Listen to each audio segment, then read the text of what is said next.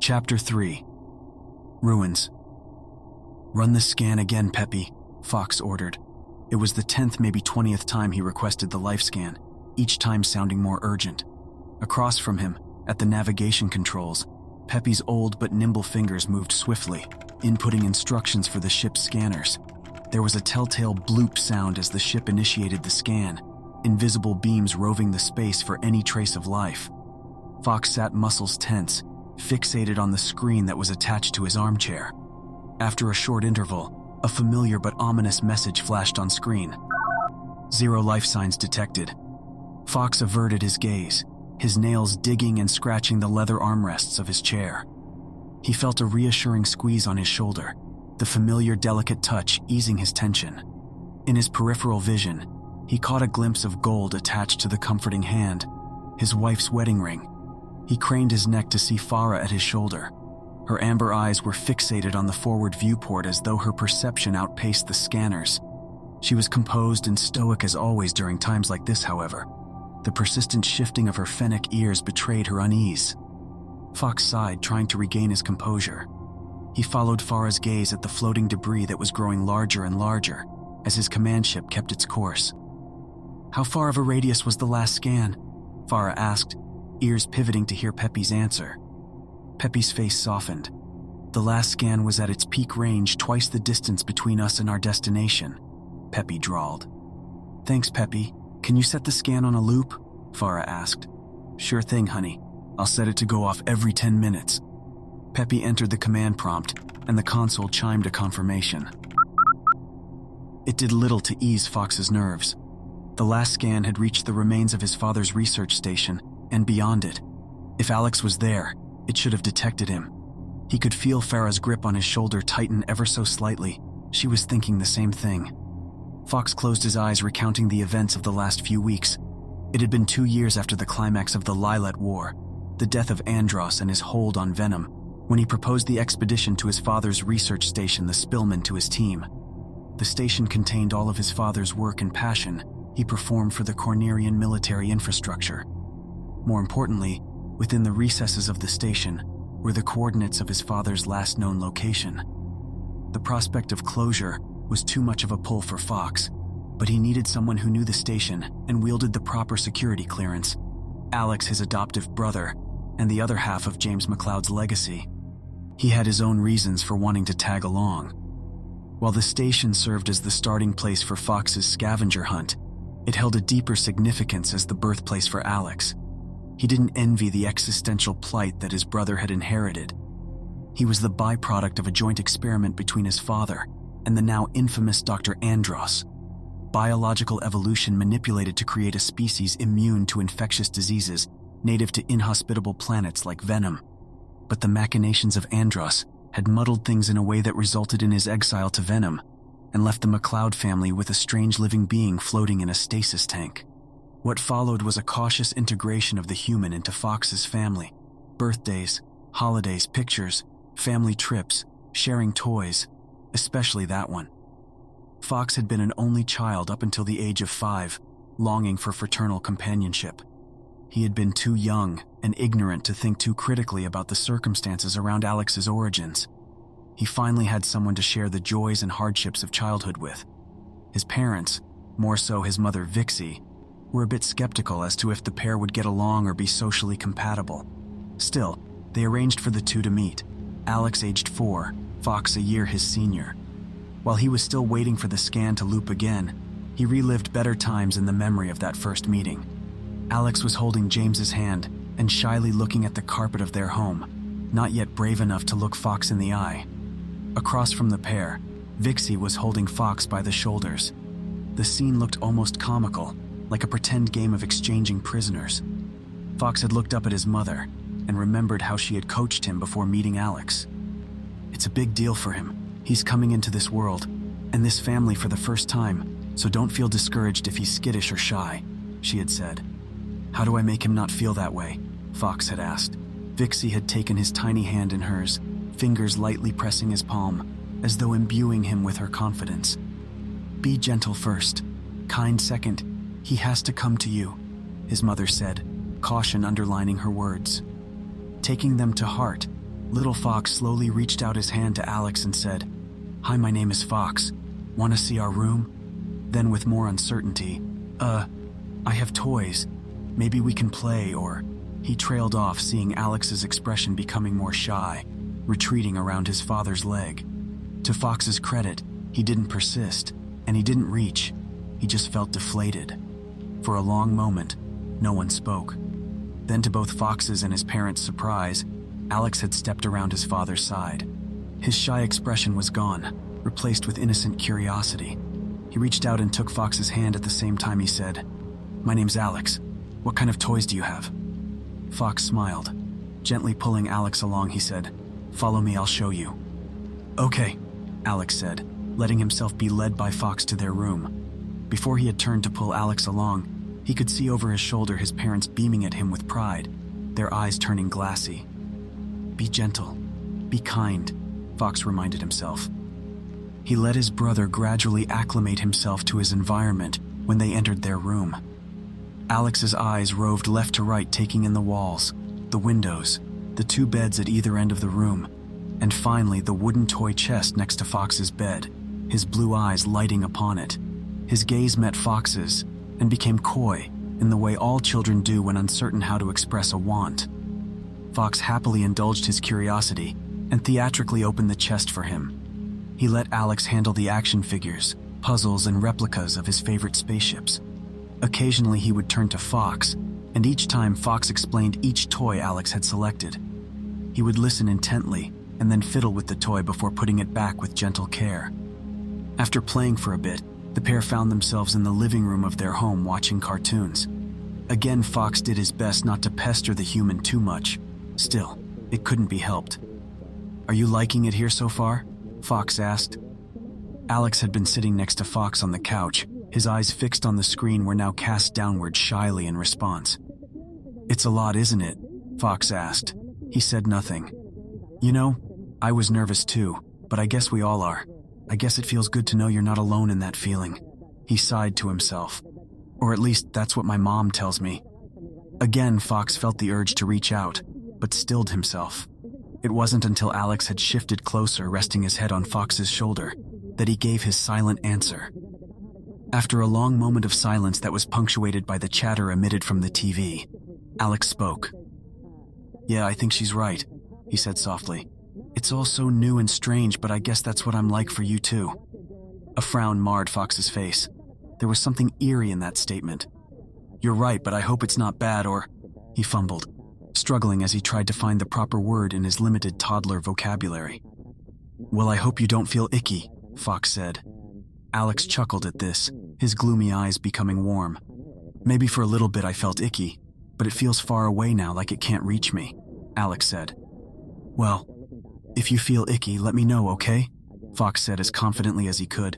Sure, Alex replied. Then after a long pause, "Do you feel icky?" Alex asked hesitantly. Now it was Fox's turn to chuckle. "Yeah, I had that feeling too," Fox admitted.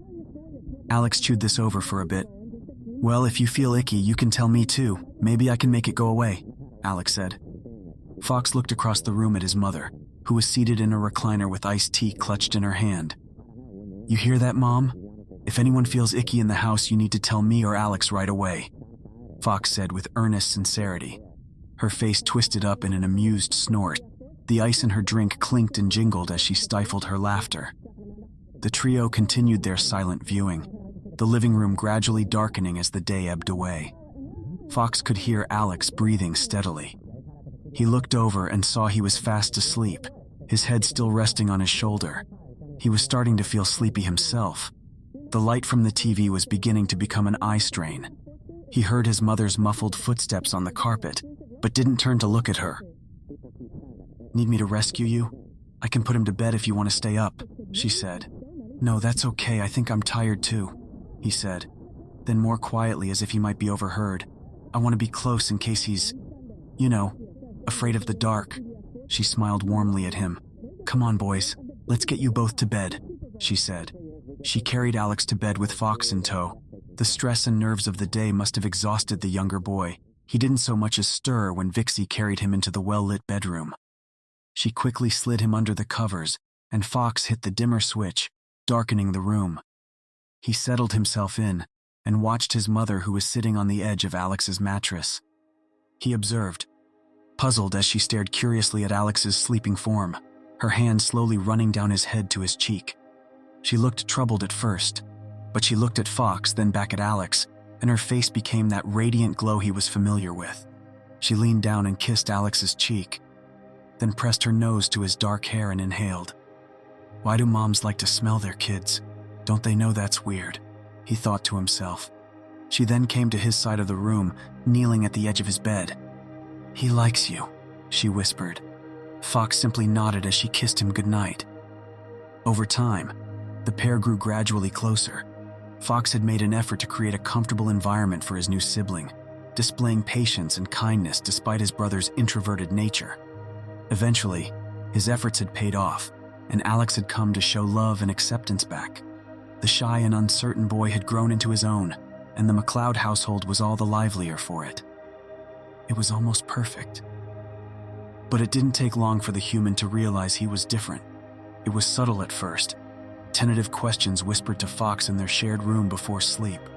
Parallel to his bed, he would see a pair of blue, gloomy eyes shift towards him. Then the questions would start.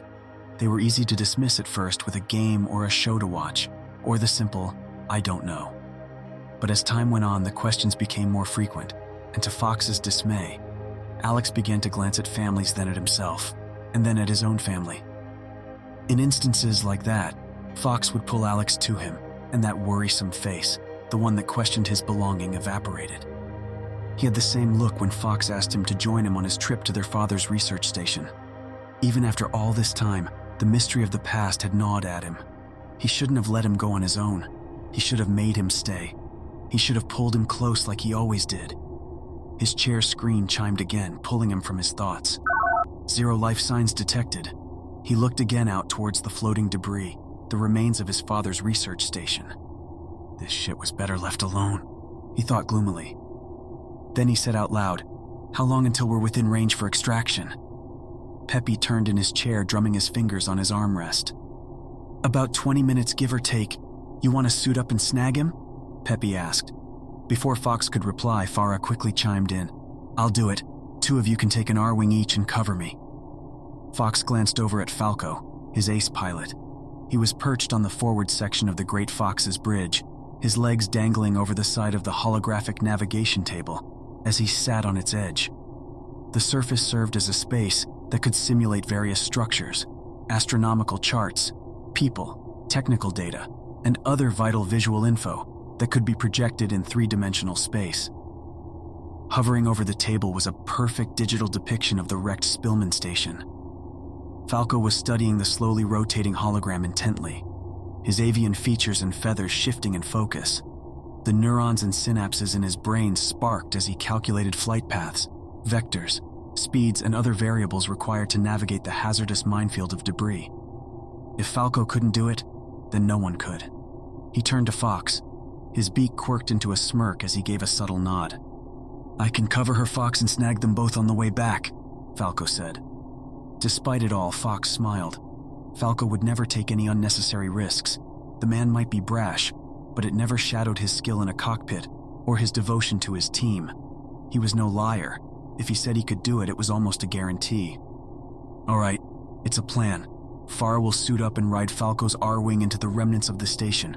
I'll circle and provide security, Fox said. As one, the 3 moved towards the elevator to the hangar. Fox was walking alongside Farah with Falco shadowing them. Fox had begun to reach for the button to open the lift when a ship proximity alarm began to wail from the bridge. Over the din, he could hear Peppy shouting, "We're being hailed by a Cornerian battlecruiser." Fox glanced down the corridor to the bridge, and then to Farah and Falco, who were stepping past him into the elevator. I'll hail them back and see if they can assist us. The plan hasn't changed, Fox said. They both turned to face him. Falco nodded, and Farah leaned forward. He felt a pair of soft lips peck his cheek. I'll bring him to you, Farah said softly. She pushed the key for the Great Fox's hangar. She winked at him as the doors clanged shut, the compartment humming as it descended. Returning to the bridge, Fox saw Peppy tapping more keys on his console, presumably establishing contact with the Cornerian warship. Fox strolled up to the hollow-table arms behind his back, his posture straightening as it always did when readying to address any military command figures. "All right, Peppy, patch them through," Fox said. Peppy wordlessly tapped keys, initiating the communication link. The holographic representation of the ruined station suddenly shrank into the flat surface of the table. In its place was a flashing message indicating that the ship was establishing a secure connection to the Cornerian warship. Below it was a portrait of the ship's commanding officer, along with their name and rank bordering the image. Fox realized he recognized the name, Major Shears. He was a rising star in the Cornerian military, having distinguished himself during many of the engagements on Venom, both land and air. He had a reputation as a shrewd strategist, with a calm demeanor that rarely wavered under pressure. Many of his peers nicknamed him the Stare, owing to his mild mannerisms and piercing blue eyes that never seemed to blink. Last he had heard of Shears, he was a captain in charge of a company of Cornerian Rangers during the invasion of Venom. Alex and Farah, who served in the specialized division of the Cornerian military, were assigned to that particular unit. Together under the command of then Captain Shears, they began various tactical assignments: assassination, sabotage, wounded retrieval, reconnaissance, and other operations that made the daily life of Venomian soldiers a living hell. While Farah and Alex spearheaded much of the ground engagements on Venom, Fox and his team had kept to the sky, offering air support to their unit while they removed various anti-air defenses. Fox's musings were interrupted when he heard a telltale bloop, and suddenly, Shear's holographic specter appeared before him. Yup, it was the Stare himself. His ice-blue eyes staring blankly down the muzzle of his German Shepherd face. He was garbed in a dark blue major's uniform. He too was standing ramrod straight, arms behind his back. Fox expected some surprise at him being here, but the Stare only twitched his muzzle upon seeing him. It could have been an itch. "Fox Mccloud, I've never expected to stumble across you here," Shear said, his voice as flat as his expression, like a bored lecturer. "Likewise, Major. I hope to have met under better circumstances," Fox said. Shears gave a slight muzzle twitch in agreement. "So do you have any insight as to why this station is in ruins? We had reports of weapons discharge along with shield and life support failure to the station," Shears said. Fox's eyes closed for a moment at this. He prayed that Alex made it out in time before the calamity. "No, Major. We arrived only to see the aftermath. We've been running continuous life scans, and I've sent 2 members of my team to look for survivors," Fox said. Shear's head turned, looking sideways at Fox's eyes narrowed curiously. "But why come in the first place?" Shears asked pointedly. Fox quickly recounted the planned trip to his father's station to Shears, but decided to exclude Alex's reasons for going. The Spillman station and the project responsible for Alex's creation was firmly under the Cornerian military's jurisdiction. Fox didn't want to complicate things further by giving the impression he was planning to meddle or breach security of the more classified aspects of the station. As a mercenary, Fox didn't have the proper clearance to access the station in the first place. Moreover, Alex was in the full employ of the Cornerian government, and while it was more likely his brother didn't care for protocol or bureaucracy, he still didn't want to cause any risks to Alex's job. Shears listened with rapt attention, but held up a hand at the mention of Alex's disappearance, interrupting Fox. "I can assist your team in your search. I have a company of Cornerian Rangers already prepping to scour the area for survivors. If he's out there, we'll find him," Shears said confidently. A wave of relief washed over Fox. The Cornerian Rangers were some of the best and brightest in the armed forces. One of their many functions as a quick reactionary force was search and rescue operations in hazardous environments, and Shears was sending a full company. At least 100 men and women would be combing the debris. "The help is greatly appreciated, Major," Fox said. Shears merely nodded. "Think nothing of it. I served with your brother on Venom. That kid had a good track record of keeping me and my men alive," Shears said. Then more gravely, "We take care of our own." Fox nodded his agreement at the sentiment. "Then I'll leave you to it, Major. Me and my crew are at your disposal. I'll keep the channel open if you need me," Fox said. "Noted and appreciated," Shears replied. The Major's face became suddenly pensive. He put a thumb to his lip contemplatively. "Still, we don't know who or what attacked the station. We should keep our heads on a swivel. I'll keep you posted if we learn anything further." The two exchanged salutes as the connection ended. Fox turned to see Slippy taking a seat next to Peppy at the navigation console. Fox walked over, stopping between the two, his arms crossed. "Any luck, Peppy?" he asked. Peppy sighed. Stress and fatigue had begun to seep into his face and voice. "Still nothing. I've been scanning this junk up and down, left to right, sideways, crisscross applesauce, and what do I have to show for it?" Peppy made a thumb and forefinger circle to illustrate his point. Then he curled it into a fist, slamming it into the console in frustration. It made Slippy flinch and caused Fox to rest a hand on Peppy's shoulder. Peppy craned his face up at Fox. It was awash with worry. "I don't like it, Fox. I don't like it one goddamn bit. Your brother is too careful and mindful of us to go disappearing like that," Peppy said, his voice haggard. Looking back out the viewport, he continued. "Shears is right, whoever attacked the station might still be out there. We need to keep our eyes peeled and our weapons lit." Slippy was fiddling with a datapad. He took his turn to chime in. "I might have an idea to find Alex," Slippy said. Fox and Peppy's heads snapped to look at Slippy. "I can try to gain access to the surveillance system on board the station." Then more sheepishly, "I don't have the codes, but I can, bypass it." He pantomimed typing keys on a pad. It was smart thinking. If they could access the various security cameras aboard the station, they would be able to visually track Alex's arrival to the station, as well as his escape. If he did escape, that is, Fox thought grimly. "All right, Slippy, go ahead," Fox said. Slippy began his work in earnest, his hands gliding over the console with the quickness and dexterity of a speed chess player. He had faith in Slippy. If it worked as Slippy had said, then he could direct the search party to his brother's location in a timely manner. It would be all right, he told himself. Still, it didn't shut out the dark, foreboding thoughts that pinballed in his head. Over the years, Fox had experienced heartache and loss, culminating into a subconscious voice that preyed on his fears and doubts. Sometimes he could hear it mocking him in an old surly voice, like some decrepit drunken vagrant. It would jeer and cackle at him in his darkest moments. He heard it when his mother died, when his father vanished, when Farah had nearly perished alongside Alex in an ill-fated raid on Venom, and lastly when he leveled a blaster pistol to Andros's head and squeezed the trigger. He could feel it slowly chipping away at him. It poked and prodded. It began to speak. No matter how hard he tried to shut it out, he heard it. "It's time, Fox. Time to ring the funeral bell."